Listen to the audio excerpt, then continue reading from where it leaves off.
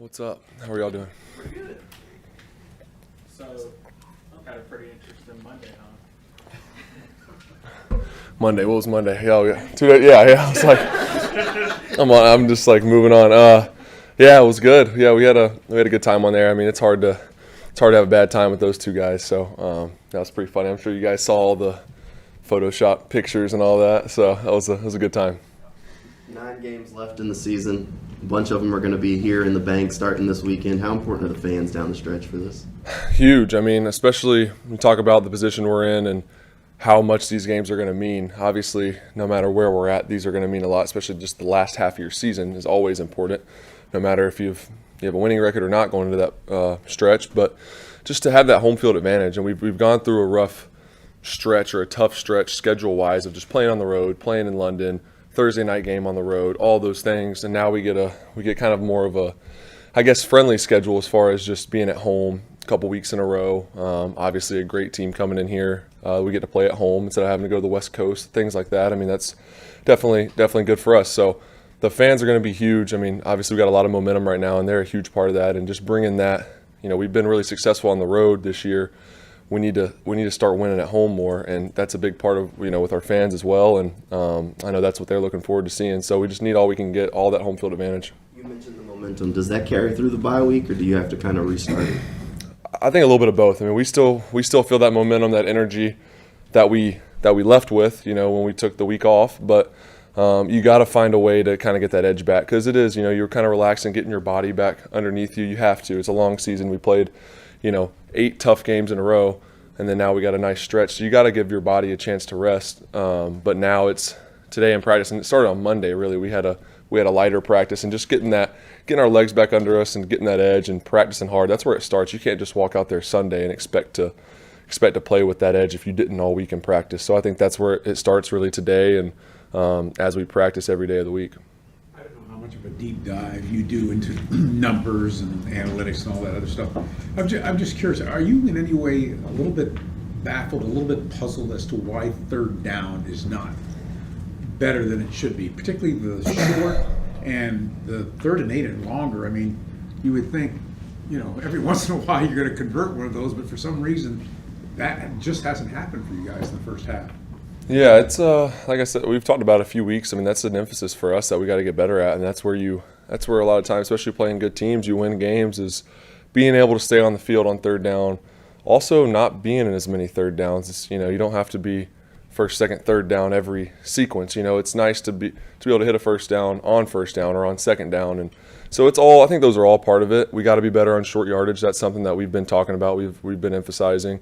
And then, last week or 2 weeks ago against Pittsburgh, I thought we were better third down. I don't know exactly what the numbers were. Maybe 4 minute kind of threw it off at the end of the game. But we were definitely better, and we got to continue that, though. It can't just be 1 week we're 40 to 50%, and the next week we're 20. You got to be more consistent. And if you want to be one of the best teams at the end of the year, you got to convert on third down, stay on the field. As a follow-up, and I'm certainly not. You certainly can't pin one area of concern on any one particular player or one particular facet, but how much would having Zay Jones back help, particularly in the red zone portion of things? It would help. He's one of our better players for sure, and he's a great player and really smart guy that's obviously been in this system now for going on 2 years. A guy that I have a ton of chemistry with, just getting reps together for 2 seasons. So he would help, but the reality of it is where we're at, and we're letting Zay, get healthy and take his time. And so whenever that is, whether it's this week, next week, 3 weeks, that's not for any of us to decide. He's got to get healthy, and we got his back in that, but we got to make the adjustments and fill in that gap. And guys are doing a good job of that, but we got to keep getting better every week and get guys involved and all those things. We got to have options, and I think those guys are getting better and better every week that are having to step in, whether it's Ag, who's had a lot of experience in his career, especially here, having to step in different times when guys are hurt or he just has to make a play. He's got a lot of experience with that, and we trust him. And Elijah Cooks, Tim Jones, a lot of guys could fill that void, and we just got to keep getting better every week. We're finding ways to win, and we got to be better third down and red zone too. But we're finding ways to win. So if we can just keep doing that while we get better, that's obviously the goal. Are there many linebackers that you've played against, like Fred Warner, just what you've seen on tape, like who does what he does in coverage? No, not really. He's pretty unique. I think just the mixture of athleticism and physicality, and he's great versus the run, great versus the pass, can cover guys in man, a great blitzer, really can do it all. There's not a part of his game where you're like, he struggles with that. He can do it all. He's a great player, sideline to sideline, can fly, just has great instincts. And, there's a lot of good linebackers in this league, but I'd say, he's definitely one of the best, maybe the best. He can play. So I don't know. He's a great player, and he's a guy you always got to know where he's at, and he leads things for them. He's really smart. I think that's something you notice, and even like playing against a guy like Foye and practicing stuff, it's like guys like that are really smart, that see things, whether it's a formation or a motion or a split. They see things before they happen, and those are guys that are really tough on defense because they just got to step on you because they know where it's going. He's a great player, and we're going to have a plan for him for sure.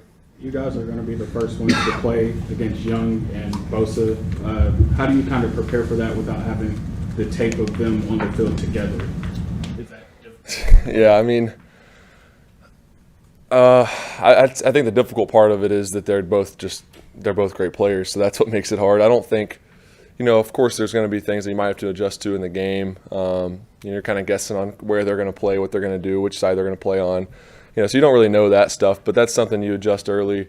I think from a planning perspective, you go into it. We've played some good edge guys this year, and Pittsburgh being an example of that. So we're used to having plans for that, but now it's a new guy with Nick, and obviously Nick's a great player, and Chase is too. So at the end of the day, you gotta win your matchups. You got to be able to block them. We got to help our tackles. We got to get the ball out. We got to run the ball great. All those things, that's kind of what helps. But at the end of the day, you got to go block them. And when it's two ends, you kind of know what they're going to do. They got to pick a side, and they're going to rush, and they're going to play with instincts. And those guys are good players. So I would say not having the tape maybe isn't as big a deal when it's an edge guy. But yeah, we got to make some adjustments, I'm sure, as the game goes on. Does their pass rush make you speed up a little bit? How do you avoid that? Getting distracted or playing too fast? But just knowing how they're coming so fast and hard. I think you gotta feel the game out. You gotta pick and choose the plays where you feel like you might need to hold it more. You gotta be great at taking what the defense gives you. It's a mixture. We've played, fortunately and unfortunately, I guess, is like in this league you're gonna play. These guys are pretty unique, but you're gonna play really good edge guys almost every week. Like I said, 2 weeks ago, Pittsburgh, those two guys are really good. Going back, there's other guys that we've played, and then moving forward, there's going to be guys, next week too. So, you're used to having a plan. You're used to being, for myself speaking, being back there and having a plan of what I want to do, how I want to start the game, how I want to kind of settle in. And then we come up with a good plan, me and Press and Doug just together of like kind of what we want to do. So, we'll have a plan. I think you want to be smart. You want to get the game going.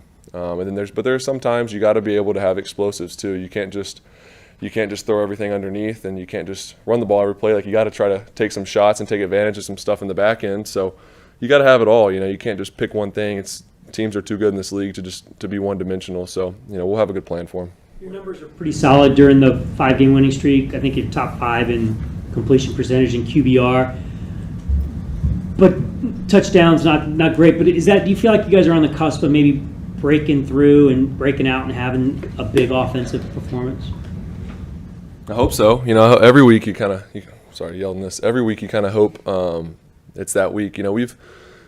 We've been I think we've been a lot more consistent on just moving the ball, not stalling out as much. But then you see 2 weeks ago we have the dumb turnovers that kind of kept Pittsburgh in the game and gave them a shot and didn't let us really take off and blow the game open. So it's something like that every week that we got to fix. So you're hoping every week is that week, and we're emphasizing it. We got a lot of emphasis on the details of just not having turnovers, being better on third down, and all those things play together and having a clean game. And that's the idea, is having a game where you can come out of it not any or many turnovers at all, being great on third down, scoring in the red zone.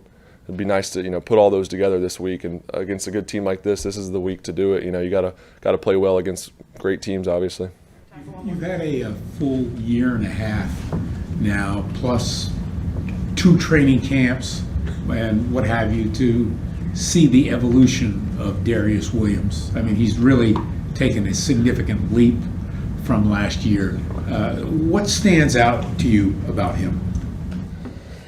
There's a lot of things. I mean, really hard worker. Just the way he takes care of his business, I think, is impressive. He's always been that way, but he's just really smart. You know, going against him in practice and training camp, and even one-on-ones and stuff when we're just, you know, repping against our guys.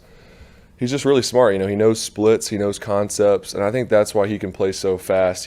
There's plays where we might have a double move on, and for some reason, like, he's 12 yards off, and I don't know why he changed. I don't know what he saw, and he just has really good feel, good instincts. He's really good at keeping everything in front of him. His ball skills are really good, and he plays a lot bigger than he is. Honestly, he's physical, does a great job tackling too. I mean, he can do a lot for us, and I think you're seeing.